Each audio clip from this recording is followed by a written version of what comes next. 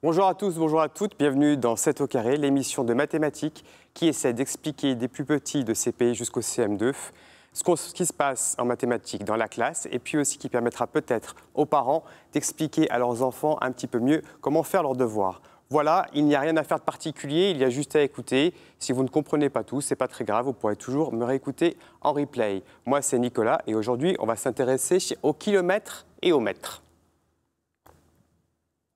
Alors, on avait vu dans une autre vidéo que centi, c'était 100 fois plus petit.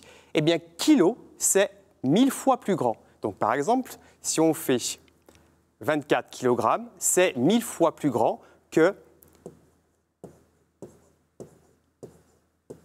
les grammes. Donc, ça fait 24 000 grammes. Si on regarde pour 46 km, c'est la même chose. Ça va faire 46 mètres.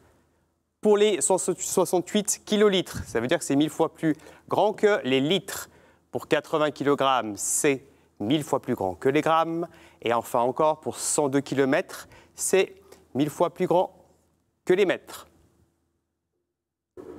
Kilo, il y a du grec qui veut dire 1000. Mais on a aussi d'autres mesures. On a hecto, qui veut dire 100 en grec, et déca, qui veut dire 10. Comme on l'a vu pour les centimètres, les décimètres et les millimètres, eux, ils étaient en latin. Là, c'est en grec, car ça permet d'être universel, c'est-à-dire que tout le monde reconnaît ces mesures-là de manière universelle dans le monde entier. Donc, on regarde maintenant ce que je disais pour hecto. Hectogramme, ça va s'écrire avec un H, et hectogramme, c'est donc 100 fois plus grand que les grammes.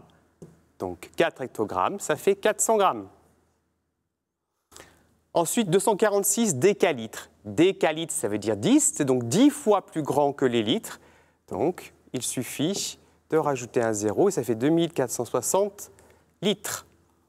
8 kg, 1000 fois plus grand, on l'a vu tout à l'heure, que les grammes. Hectogramme, c'est 100 fois plus grand, donc on rajoute 2 zéros. Et décagramme, c'est donc 10 fois décamètre, pardon, c'est donc 10 fois plus grand que les mètres. Voilà. On peut résumer dans un tableau toutes ces mesures, donc celles qui sont plus grandes que l'unité, que les unités qu'on va voir, et celles qui sont plus petites. Comme on l'a déjà vu pour les unités classiques, pour les nombres, comment on écrit des nombres, tout ce qui va être sur la gauche du tableau va être de plus en plus grand, et tout ce qui va être sur la droite va être de plus en plus petit. D'accord? Et vous regardez, on a des mots qui se ressemblent un petit peu. Je les ai mis en rouge pour pas qu'on les confonde. Regardez, déci, ça veut dire 10 fois plus petit. Déca, 10 fois plus grand. Hecto, 100 fois plus grand. Centi, 100 fois plus petit.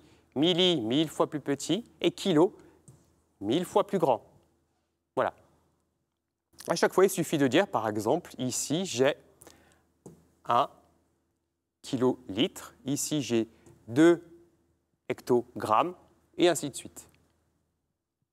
Donc, comme on vient de le voir, déca, hecto, kilo, c'est 10, 100 et 1000 fois plus grand. Plus on va à gauche, plus c'est grand. Plus on va à droite, plus c'est petit. Et ces mesures, comme j'ai déjà expliqué, sont universelles. Elles sont les mêmes pour tout le monde dans le monde entier. C'est le système de mesure universel pour tout le monde. Tous les élèves du monde entier puissent parler la même langue au niveau des mesures. Maintenant, comment on l'écrit en prenant comme mesure les kilogrammes, les hectolitres ou les décalitres? Alors, par exemple, ici, vous voyez, si je le fais en kilos, j'ai quoi? Si je regarde en kilos, on va regarder d'abord en litres. Tiens, j'ai 2504 litres. D'accord? Si je veux transformer ça, ou 2504 grammes, si je veux transformer ça, il suffit que je regarde en kilos, il suffit que je regarde tout simplement ici, le kilo. Donc j'ai 2 kilos, d'accord? Virgule 504. Je mets ma virgule. D'où je parle du kilo, je regarde ici. Si je veux maintenant regarder les hectos. qu'est-ce que j'ai? J'ai 633 grammes. Eh bien, qu'est-ce que ça va donner en hecto? Je regarde juste les hectogrammes. Je mets ma virgule ici. Ça fait donc 6,33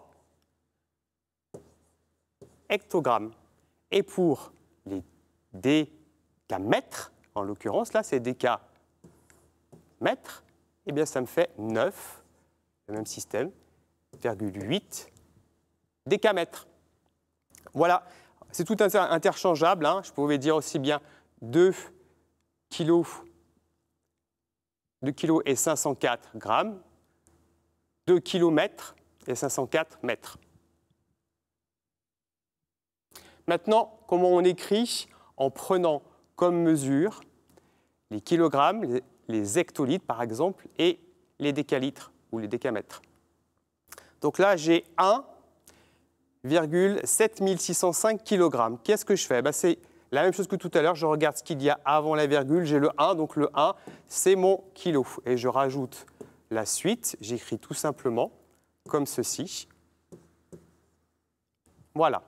Si on regarde bien, du coup, grâce au tableau, on peut voir que 1 kg, 7605, ça fait aussi 1760 litres. J'ai mis à côté des litres, on a pu le mettre à côté des grammes, pardon. Ensuite, 3,96 hectolitres. Je regarde mon 3, je le mets bien dans les hectos aussi. Alors là, je vais le mettre dans les hectogrammes parce que c'est là où j'ai la place. 3,96 grammes en l'occurrence, ça aurait pu être aussi des litres. Même chose pour les 18 décamètres. Qu'est-ce que je fais pour les 18 décamètres? Je regarde mon unité des décamètres, je le mets dans les décas, c'est bien le 8. Et ici, je rajoute mon 1, ce qui me fait 18 décamètres. Et si je rajoute mon 0, ça me fait 180 mètres. Voilà, c'est assez simple pour le coup, quand on utilise un tableau, de remplir et de traduire, de convertir, comme on dit, ces mesures. Voilà, on va regarder pour les convertir, c'est exactement ce que je viens de dire. Donc si on reste, je vais prendre cette fois-ci dans le bon ordre, 1,7605 kilogrammes. Bon, j'ai planté, hein. Je suis désolé, mais là, on peut reprendre quelque part ou pas?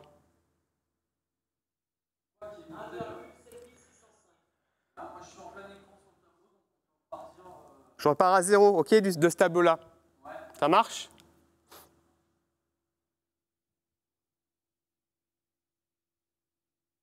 Allez, c'est parti. Donc, comment fait-on pour les convertir en unités? Donc, on l'a déjà vu tout à l'heure, on va le convertir en unités. Cette fois-ci, je vais bien mettre ici, dans les grammes, mon 1. Après 7605. Et vous voyez, en fait, si on regarde en grammes, il suffit que je m'arrête ici et ça fait 1760 grammes et 5 décigrammes. OK? Je fais pareil avec les hectolitres. Je mets bien mon 3 sur les hectolitres. Je rajoute la suite qui est plus petite. Voilà. Et donc, 3,96 hectolitres, ça fait bien 396 litres. Et enfin, le dernier, 18 décamètres. Je mets bien mon 8 ici des unités, mon 1 là. Et ici, qu'est-ce qui se passe pour les mètres? Si j'ai rien pour les mètres, vous savez, quand il n'y a rien, qu'est-ce qui se passe? En mathématiques, on met un 0. Donc, ça fait 180 mètres. Voilà, grâce au tableau, maintenant, on peut regarder comme on veut. On peut regarder ici, je sais que j'ai 396 litres ou 3,96 hectolitres ou 39,6 décalitres. Voilà. Pour résumer, les mesures peuvent être 10 fois, 100 fois ou 1000 fois plus grandes. Les scientifiques ont choisi des mots faciles pour nous aider. Pour les plus grands, on utilise le grec, kilo, hecto et déca. Pour les petites, en latin, on utilise déci, centi et milli. on peut utiliser le même tableau pour s'aider à convertir. Donc, on l'utilise, je voulais juste le préciser, le grec et le latin. Pourquoi, me direz-vous? Parce que dans la plupart des langues, et surtout la langue française, les scientifiques utilisent ces deux langues anciennes pour interpréter des mots scientifiques. Vous verrez dans les mots scientifiques aussi, par exemple en médecine, souvent ça vient de ces deux langues-là. C'est pour ça qu'au niveau international, au niveau mondial, au niveau universel, on a choisi de nommer ces mesures dans ces langues-là. Bon voilà, c'est terminé pour aujourd'hui. J'espère que vous avez un peu plus compris les mesures assez grandes et à quoi elles servent. Et puis moi, je vous retrouve demain. Et maintenant, je vous laisse avec Thomas qui va vous raconter la vie d'un Ligérien célèbre. À demain.